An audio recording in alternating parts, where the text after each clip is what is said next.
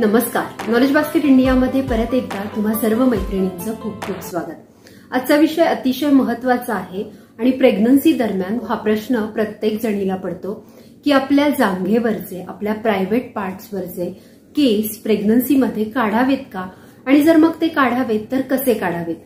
तर हा व्हिडिओ शेवटपर्यंत बघत राहा। चॅनलवर नवीन आला असाल तर असे छान छान व्हिडिओ पाहण्यासाठी नॉलेज बास्केट इंडियाला सबस्क्राइब करा आणि सोबतच बेल आयकॉन दाबायला विसरू नका। चला तर मग सुरू करूया। प्रेग्नन्सीमध्ये आपल्याला खूप ऑकवर्ड फील होतं, कारण बऱ्याचदा आपल्याला डॉक्टरांकडे व्हिजिट करावं लागतं आणि काही कारणास्तव त्यांना फिंगर टेस्ट करणं देखील भाग पडतं।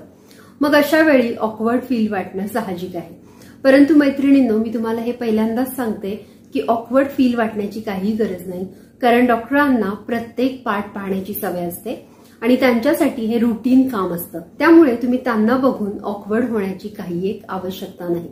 तर आता फक्त ऑकवर्ड वाटतं म्हणून हे केस काढावेत की आपल्या पर्सनल हायजीनसाठी आपल्याला व्यवस्थित वाटावं म्हणून हे केस काढावे, तेच आता आपण या व्हिडिओमध्ये बघणार आहोत। माझ्या प्रेग्नन्सीच्या वेळेचा माझा अनुभव देखील मी तुम्हाला इथं शेअर करणार आहे। आता खूप साऱ्या जणी ज्या फर्स्ट ट्रायमिस्टर मध्ये आहेत, सेकंड ट्रायमिस्टर मध्ये आहेत आणि थर्ड ट्रायमिस्टर मध्ये आहेत, यांना हा प्रश्न पडतो। फर्स्ट ट्रायमिस्टर मध्ये तसा हा प्रश्न खूप भेडसावत नाही, कारण फर्स्ट ट्रायमिस्टर मध्ये आपलं पोट खूपसं पुढे आलेलं नसतं, परंतु जसं आपण सेकंड ट्रायमिस्टर मध्ये येतो तसं आपलं बेबी बंप मी तुम्हाला सांगितलं ते मोठं होत जातं आणि मग आपल्याला प्रायव्हेट पार्ट्सवरचे केस काढणं अवघड होतं। आता प्रायव्हेट पार्ट्सना स्वच्छ ठेवणं याच्या दोन कॅटेगरीज येतात। ते म्हणजे पहिली गोष्ट, प्रायव्हेट पार्टला अगदी स्वच्छ हायजेनिक ठेवणं आणि प्रायव्हेट पार्ट्सवरचे म्हणजे प्युबिक हेअर रिमूव्ह करणं, कारण तिथले हेअर आपल्याला कधी कधी खूप इरिटेट करतात, स्पेशली जेव्हा खूप उन्हाळा असतो त्यावेळेला, आणि प्रेग्नन्सीमध्ये तर आपला वजायनल डिस्चार्ज खूप जास्त वाढलेला असतो। अशा वेळी देखील हे केस आपल्याला खूप त्रासदायक वाटतात। आणि मग ज्यांना हे केस त्रासदायक वाटतात अशांनी काय केलं पाहिजे? लाल होणं, केस टोचणं, इरिटेशन, खाज येणं या गोष्टी खूप प्रमाणात वाढतात आणि मग आपली चिडचिड होते। तर आता यामुळे हे केस काढावेत की नाही हा पण आपल्याला खूप मोठा प्रश्न असतो, कारण बेबी बंप पुढे आलेलं असतं। आता इथं मी तुम्हाला माझा एक्सपिरियन्स देखील शेअर करणार आहे। बेसिकली हे जे हेअर असतात ना ते आपल्या सुरक्षेसाठीच असतात, म्हणजे वजायनल इन्फेक्शन होऊ नये म्हणून या केसांची रचना केलेली असते। साधारण 1 ते 1.5 इंचापेक्षा हे केस जास्त वाढत नाही। कुठलेही बाहेरचे बॅक्टेरिया, जर्म, डर्ट, घाण ही आतमध्ये जाऊ नये या हिशोबानेच या केसांची रचना केलेली असते। त्यामुळे प्रेग्नन्सीमध्ये इथले केस पूर्ण रिमूव्ह करणं तर कधीही टाळावं, पूर्ण केस शेव्ह करणं हे टाळावं। जेव्हा प्रेग्नन्सी राहते तेव्हा सुरुवातीला कधी कधी ट्रान्स वजायनल अल्ट्रासाउंड करायचा असतो। अशा वेळेला देखील तुम्हाला खूप जास्त ऑकवर्ड वाटतं आणि मग तिथले केस जर खूप जास्त असतील तर अजून ऑकवर्डनेस वाटतो, परंतु तुम्ही बिलकुल घाबरायचं किंवा लाज वाटण्याचं कारण नाही, कारण डॉक्टरांना किंवा सोनोग्राफर्सना या गोष्टींची सवय झालेली असते आणि ते देखील अशी काळजी घेतात की त्यांना या गोष्टी विशेष दिसतही नाही, ते फील करूनच तुम्हाला चेक करत असतात। त्यामुळे तुम्हाला ऑकवर्ड वाटण्याची गरज नाही आणि डॉक्टरांना या गोष्टी, हे बॉडी पार्ट्स पाहण्याची सवय असते आणि त्यांच्यासाठी हे त्यांचं काम आहे। त्यामुळे स्वतःला ऑकवर्ड वाटून घेण्याची तुम्हाला आवश्यकता नाही। आता प्रेग्नन्सीमध्ये जेव्हा पोट खूप जास्त पुढे येतं ना त्यावेळेला खाली हात पोहोचणं किंवा तो पार्ट दिसणं हे अतिशय अवघड होऊन जातं आणि मग त्यामुळे तुम्ही हे केस काढलेच पाहिजे असं बिलकुल नाहीये, परंतु ज्या वेळेला तुम्हाला फील होतं की नाही आता मला हे केस काढणं हे खूप गरजेचं झालेलं आहे, अशा वेळेला मग फक्त वरवरचे केस तुम्ही कापले तरी देखील चालू शकतं किंवा साध्या ट्रिमरचा वापर करून तुम्ही केस वरचे वर ट्रिम करू शकता। आणि म्हणूनच जोपर्यंत तुम्हाला फील होत नाही ना की आता बास, तोपर्यंत हे केस शेव्ह करण्याचा विचार तुम्ही करू नका। आणि प्रेग्नन्सीमध्ये इथलं शेविंग तुम्ही स्वतःच्या हाताने करणं हे कधीही धोकादायक आहे, कारण कधी कधी कट्स लागू शकतात। ऑलरेडी प्रेग्नन्सी हॉर्मोन्समुळे तुम्ही खूप सेन्सिटिव्ह झालेला असतात, त्यामुळे तिथली त्वचा देखील खूप सेन्सिटिव्ह असते, म्हणून अगदी छोटासा कट देखील तुम्हाला वजायनल इन्फेक्शन किंवा आजूबाजूच्या त्वचेचं इन्फेक्शन देऊ शकतं आणि प्रेग्नन्सीमध्ये या इन्फेक्शन पासून वाचणं तुम्हाला खूप महत्वाचं आहे।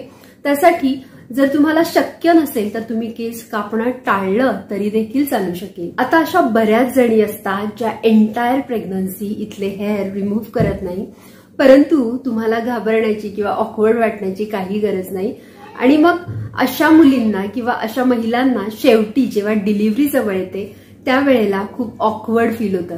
बऱ्याच जणींना तर असं होतं की डिलिव्हरीची वेळ जवळ येते आणि त्यांना इतर टेन्शन्सपेक्षा म्हणजे लेबर पेन्सपेक्षा याच गोष्टीचा ऑकवर्डनेस किंवा याच गोष्टीची चिंता लागून राहते. मग अशांना मला सांगायचंय की डिलिव्हरीची वेळ जेव्हा जवळ येते तेव्हा हे हेअर डॉक्टर मधील टीम मेंबर्स त्यांचे नर्सेस स्वतः सेफली रिमूव्ह करतात आणि मग इथे तुम्हाला बिलकुल ऑकवर्ड वाटण्याची गरज नाही, कारण त्यांचं ते कामच असतं. आता वजायनल हेअर ट्रिम करताना काय काळजी घ्यायची हे मी तुम्हाला सांगणार आहे. वजायनल हेअर ट्रिम करताना तीक्ष्ण वस्तरा बिलकुल वापरू नका, तीक्ष्ण रेझर बिलकुल वापरू नका, कारण याच्यामुळे कट्स पडू शकतात. तसेच गरोदरपणात खाली पाहण्याचा जर तुम्ही प्रयत्न केला तर चुकून चक्कर येऊ शकते. त्यामुळे अशा वेळेला खुर्चीमध्ये बसून किंवा मोठ्या आरशासमोर खुर्चीवर बसून आणि एक छोटा हातातला आरसा हातात घेऊन मगच तुम्ही इथले केस कापण्याचा प्रयत्न करावा. शक्यतो खूप उजेड आणि प्रकाश असलेल्या ठिकाणीच तुम्ही बसावं. योनी भाग तुम्हाला व्यवस्थित दिसावा म्हणून हातात एक छोटासा आरसा जरूर ठेवावा. आणि केस जेव्हा तुम्ही ट्रिम करता किंवा केस जेव्हा तुम्ही कात्रीने कट करता तेव्हा जी कात्री तुम्ही वापरणार आहात ती व्यवस्थित स्टरलाइज केलेली असावी आणि कुणी आधी वापरलेली नसावी. त्यामुळे व्यवस्थित स्वच्छ हायजेनिक कात्रीच तुम्ही वापरावी आणि त्या कात्रीने तुम्ही इथले केस रिमूव्ह करू शकता. ट्रिम केल्यानंतर किंवा जर तुम्ही इथले केस कात्रीने थोडेसे कट केल्यानंतर तुम्ही अंघोळ करू शकता किंवा इथली जागा थंड पाण्याने धुवू शकता. कुठलेही केमिकल्स किंवा कुठल्याही अतिसुगंधित वस्तू वापरण्याची इथे गरज नसते. आता तुम्ही म्हणाल की तुम्ही प्रेग्नन्सीमध्ये केस कसे रिमूव्ह केले होते, तर माझ्या दोन्ही प्रेग्नन्सीच्या वेळेला मी ट्रिमरचा वापर न करता फक्त आरशासमोर बसून हातात वापरायचा आरसा घेऊन मी कात्रीने वरचे वर केस रिमूव्ह करायचे. तर कन्क्लुजन असं, प्रेग्नन्सीमध्ये कुठलंही क्रीम लावून हेअर रिमूव्हल क्रीम लावून केस काढणं तर शक्यतो टाळावं. आणि प्रेग्नन्सीमध्ये तुम्ही केस इथले ट्रिम करू शकता. रेझर, शार्प रेझर तुम्ही वापरू नका, कारण कट्स पडू शकतात, लागू शकतं. स्वच्छ कात्रीने प्रकाशाच्या ठिकाणी बसून समोर मोठा आरसा असलेल्या ठिकाणी बसून हातात एक छोटासा आरसा घेऊन स्टूलवर बसून तुम्ही समोरच्या आरशात आणि हातातल्या आरशात बघून इथले केस कट करू शकता कात्रीने किंवा सिंपल ट्रिमरने तुम्ही इथले केस वरचेवर ट्रिम करू शकता. तर प्रेग्नन्सीमध्ये कुठलंही क्रीम लावून, हेअर रिमूव्हल क्रीम लावून इथले केस काढणं टाळा. तसेच इथे रेझरचा वापर करणं देखील टाळा. आशा करते या व्हिडिओमध्ये आपल्या प्रायव्हेट पार्ट्सवरचे केस कसे काढायचे हे तुम्हाला व्यवस्थित कळलं असेल.